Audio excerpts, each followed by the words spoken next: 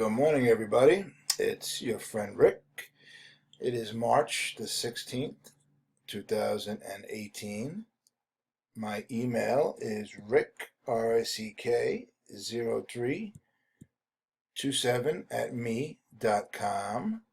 Okay, and I want to thank everybody for the nice comments. I'd like to thank everybody that's contributing. I want to thank everybody for keeping the emails brief. Okay. I want to thank my subs who have my paperwork, who are following the instructions, uh, standing as men and women in these courts, okay, because you're going up against organized crime. My opinion, uh, it's definitely organized crime because I'll show you a statement to prove it. All right, where is it? All right, there's my man Ezra. Okay. All right. So he went to court. Well, when he first filed the paperwork back right here on March 13th, the woman at the counter tried rejecting my paperwork today, the writ of habeas corpus, no fee, with a memorandum. All right. She said she needed to get her manager's approval before stamping. Manager reviewed the paperwork, then came back to stamp. They conferenced for about 20 minutes before giving the okay. And, Ezra said he was ready to hit her with the federal Rule 5, all right? And I'm not going to go over that because I'm going to leave that up to you guys and girls, all right? What I need you guys to start doing is when I say things, all right, I do repeat myself a lot, but it's up to you guys to, don't believe me. Like my man Amon Osiris always says in his videos, don't take my word for it. Look it up yourself. And that's how you learn, okay? So look up Federal Rule 5, which basically says that the duties of a clerk is to accept the paperwork and file it, okay? They're not legal professionals. They're not supposed to be telling you what to write, and their duty is just to make sure that there's a signature on it and accept the paperwork and send it to where it needs to go, okay? I'm just paraphrasing. Okay, so this is like I told you, there's a lot of trickery going on. Okay, with these clerks, you have to be careful. All right, they pull a lot of sneaky things. All right, so that's one of the things they do is they take your paperwork, and then what they do is they'll disappear for 15, 20 minutes, maybe longer. And what they're doing is they're probably going up to the judge's courtroom and conferring with the clerk. Every judge has their own clerk, and probably conferring with that clerk. Excuse me. And if need be, probably again I don't know this because I know this happens. All right, I had a couple of people that I know are court officers. I can't say their names because I don't want to get anybody in trouble. But they tell me these things, and I experienced it myself. So, when they disappear with your paperwork for 20 minutes, it's what they did with mine. I did an order to show cause in federal court. They disappeared with my paperwork, no BS, for 2.5 hours. And I got, I was standing around. They had like a room to chill out with lawyers, and I wasn't comfortable sitting in a room with lawyers with their briefcases, just sitting there doing nothing. So finally, after 2.5 hours, I told the guy, I'm like, listen, I'm gonna go sit in my car. So I went to sit in my car, and I got a phone call that they're not gonna see you today. So that's not a coincidence. 2.5 hours with my order to show cause. So they were sitting on it in in the judge's chambers and trying to figure out how they're going to get around this. And then I gave him an opening when I retired to my car. But so that's my little story to tell you that's what they do. Okay, so uh, this happens a lot with my paperwork because my paperwork is very good. Okay, so I somebody told me it might have been Ezra himself or somebody else, and this has just happened this week that they were like, where do you, oh, it was a writ of habeas corpus, and they said you should become a lawyer. This is very well written. This is my writ of habeas corpus, by the way, which yeah, I'm proud of that. Okay, I'm just a retired police officer. All right. I did not have a college degree. I mean, I went out and I'm like a couple of credits shy. I mean, but uh, I went to college, very interested in learning how to write, okay, because that was something I was not good at and I wasn't comfortable with it. And now uh, my writings are helping people, and people in courts are saying that my paperwork is very well written, and them pulling all kinds of dirty tricks is a compliment, okay? Uh, when somebody says it's well written, that's an upfront compliment. When they're pulling little tricks, that's a backward compliment, okay? Sadly. But you know what? It's better than them just dismissing your paperwork. That's the reason why my paperwork is very lengthy, and if you read it, sometimes I over explain things, okay? It's done on purpose to prevent them from objecting, or excuse me, rejecting it, and then you got to file an objection, and so on and so forth. Hold on a second. Sorry about that. All right. So again, they go back and they probably sit down with the judge, and that's what they did here. They conference for about 20 minutes before giving the okay. All right. So yesterday he emailed me here in the red here. Let me see if I can fix this here. Sorry about that, guys. I did that because I want to, you know, just have it ready so I know what I'm doing here. So, all right. Hang in there. Hang in there. Hang in there. Where's that from? What movie is that from? Bronx Tale. All right. 1 second here. I know I'm not going to start singing in my videos or anything like some other channels. He has good stuff. He is a character, that guy. Okay, so I was able to get my license restored, moved the next hearing to May.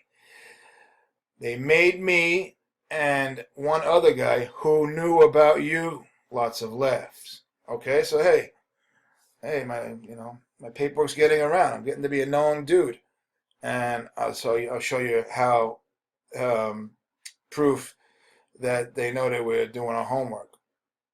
Okay, they made him wait till last. That's another tactic, another trickery, because they don't want you standing in front of other people and people sitting there watching and listening, and they don't want anybody to learn this stuff. All right, I told you guys a story, uh, you know, several months ago with Joe in Hawaii, and they arrested Joe for he's asserting his rights, and when you assert your rights before a judge and they don't like it, they call that contempt.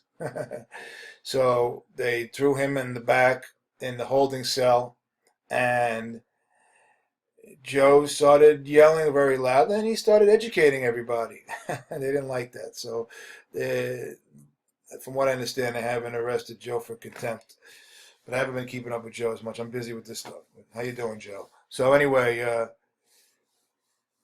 so they don't want you uh, going first, where everybody's sitting there and watching and listening, as I just said.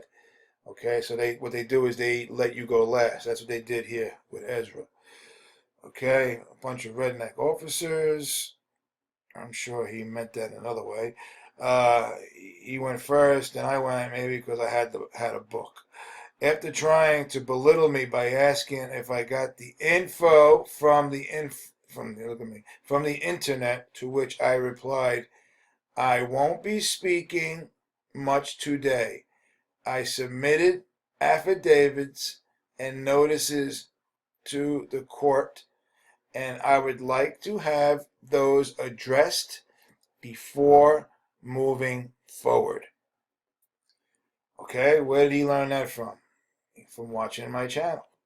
Okay, and he was perfect. Okay, so they settled in, tried coming up with ways around the papers to get me to talk.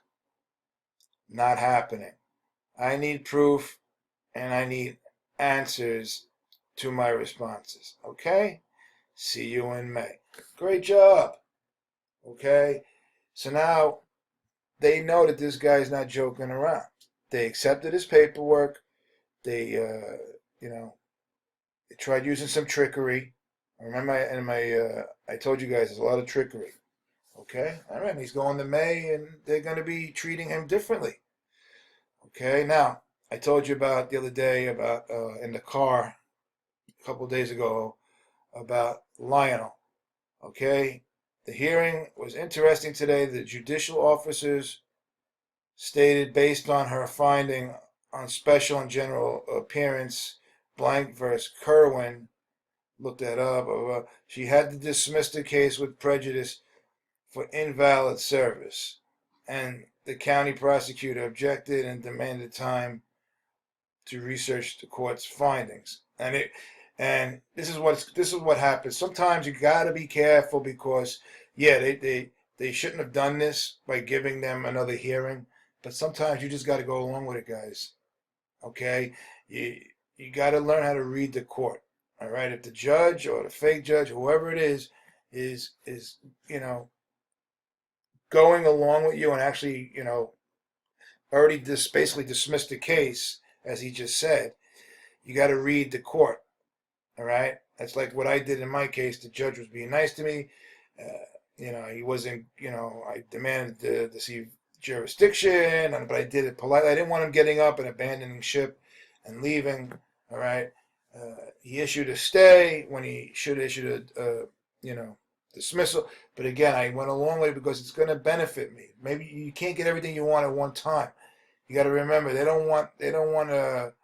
got to answer for this stuff, by the way. Okay? So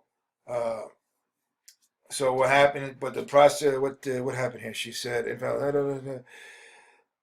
he objected, and the fake judge told the prosecutor that she doesn't think she's going to find anything to supersede the Supreme Court's ruling that Lionel used in his paperwork.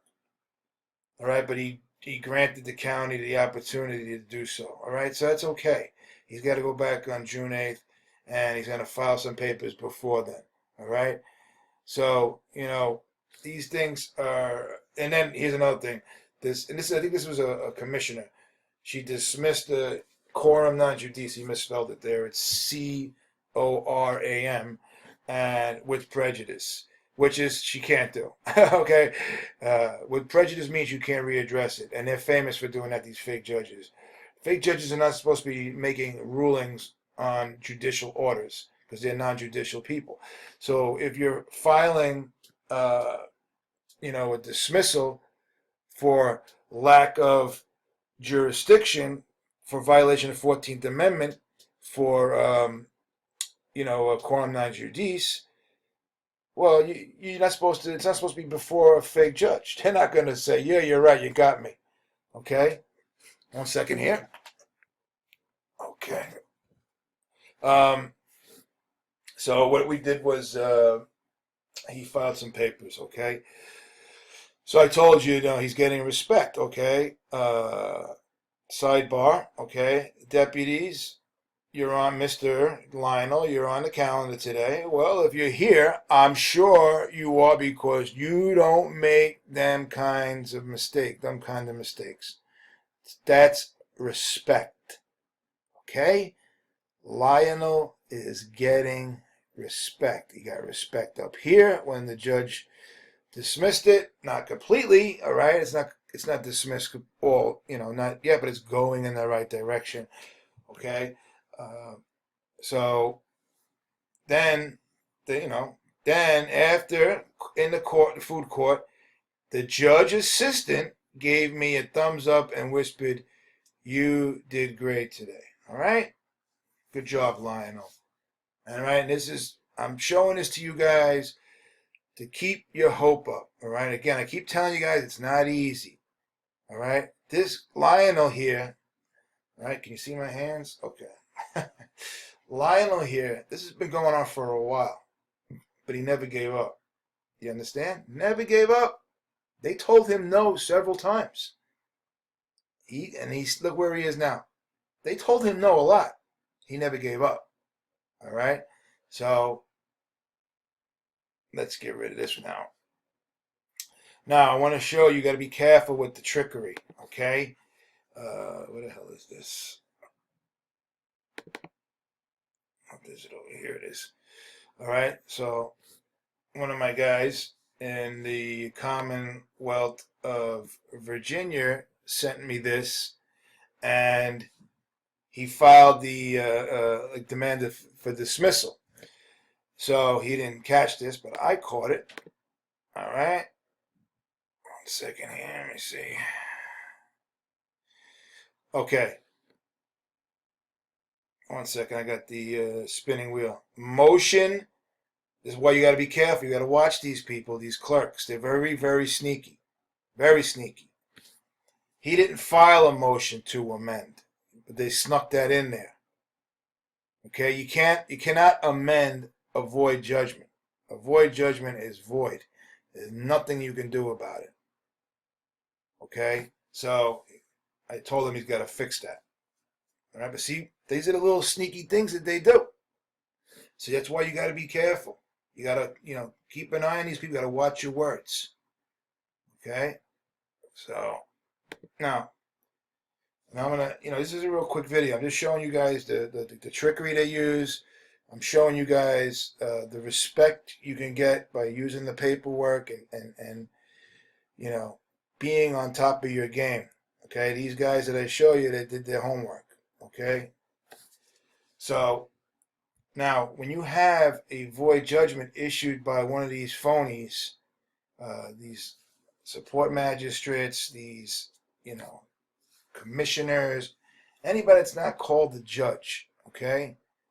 So that they're pretenders, okay? They're stand-ins, okay? Like in the movies, they have these, they have these stand-ins because these, that look like these actors. Well, that's what these people are. They're there to, remember, this is nothing but a production.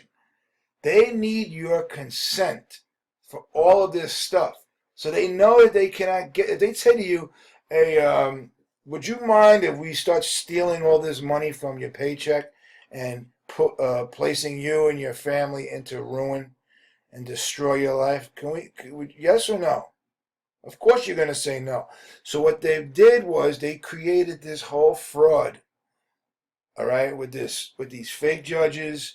You walk in there, all rise, raise your right hand, all that stuff, just to make you think that they're giving you a lawful order when they're not. They're giving you a void judgment. The whole process is void. It's nothing but a production. All right. So any judgment or order issued by one of these people is void. I'm going to show you why. It's very simple, guys. The question presented is whether the Due Process Clause of the 14th Amendment denies California courts jurisdiction. All right, this is, but it's the Due Process Clause, all right? And this was, by the way, I found this by accident. Oh, by the way, I'm going to put this in the description. I was following this case. All right, this is a NYPD cop who was a whistleblower. All right, not all cops are douchebags, guys. Okay, and I was following this case in the paper, and it wasn't in a major newspaper, by the way. It was being covered in the Village Voice, which, believe it or not, is actually a decent newspaper, but it's a free newspaper. Okay, do you know that there's also a lot of truth in the National Enquirer? Did you know that? They don't want you to know that. Okay. So he he blew the whistle on all these tickets and what they were doing to people. He was recording the roll calls where the captain would come to roll call and tell them to go out and basically to lock these people up for no reason, okay? Because they need to get the numbers up, all right? But I just wanted to show you this because I'm going to use this page real fast. See if I can find something here. Here it is, okay? Supreme Court cases. I didn't realize that they update the cases. So one day I went and clicked on that. It's in my favorite bar, and it updated, and that's how I found this that case right there with the quorum non judice. It's like, it was like a gift from God. I'm gonna see if it still comes up. It might have moved on to another case. All right, yeah, that's it. And I'll leave this in the description for you guys to read. All right, this is where I got the quorum non judice.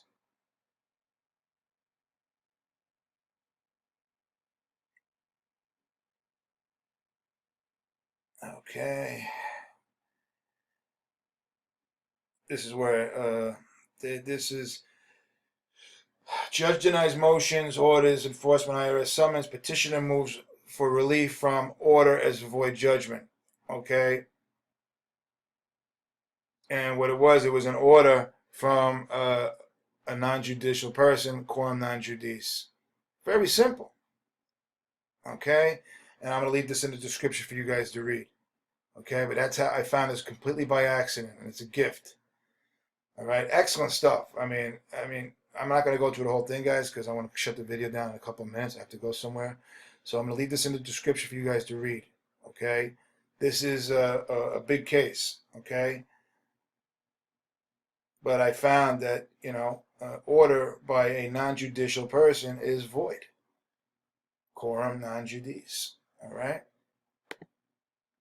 And that's what it says here, all right? I keep going over with you guys, but I'm going to do it again because it's very important. The proposition that the judgment of a court lacking jurisdiction is void traces back to the English books, blah, blah, blah. Traditionally, that the proposition was embodied in the phrase quorum non judice, before a person, not a judge, meaning, in effect, that the proceeding in question was not a judicial proceeding. Child support proceedings are not judicial proceedings. They require your consent. Okay? They don't want you to know that. So basically, well, you could just stand there and say, you're violating my right to due process under the 14th Amendment. All right? That the proceeding in question was a non-judicial proceeding because lawful authority was not present and could therefore not yield a judgment. No judicial authority, you cannot yield a judgment. American courts invalidated or denied recognition to judgments that violated this common law principle long before the 14th Amendment was adopted. Okay? Therefore, this is right up here, watch, Burnham versus Superior Court, Supreme Court. Okay? 1990. We announced that the judgment of a court lacking personal jurisdiction violated the due process clause of the 14th Amendment. Very, very important. Now, watch. Just to double check, right? You cannot get any better than that. The Supreme Court is the court of last resort. They cannot argue with you about that. Okay, so you're going to say, excuse me, and by the way, I just showed you guys earlier with Lionel when the fake judge says, I don't think I'm going to find another, another case that's going to supersede the Supreme Court. See, that's what they're famous for doing, like these child support agencies, these other people in these state courts, they cite these lower court decisions that are superseded by cases like this. They're not going to come up with a case that says that a order by a fake judge, a non-judicial person, is valid. It's impossible. Okay, so watch. Google Scholar, paste, right?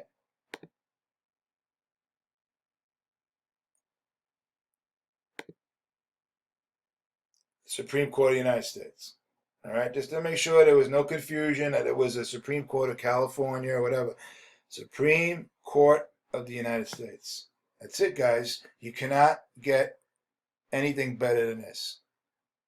All right. So all of you out there that has a order issued by one of these fake judges, you have a void judgment. And again, that doesn't mean that it's all over there, but if you have a case going on right now, you could cite that you're violating my 14th Amendment. All right? And we're going to cut it right there, all right? So I'm going to cut this video down to only 25 minutes. But I want to show you guys how simple it is and you know, showing you guys that people are having, you know, success in the courtroom, all right? All right, so I'm going to cut the video down. Hopefully I hear from you guys over the weekend. All right, I'll talk to you guys. Bye.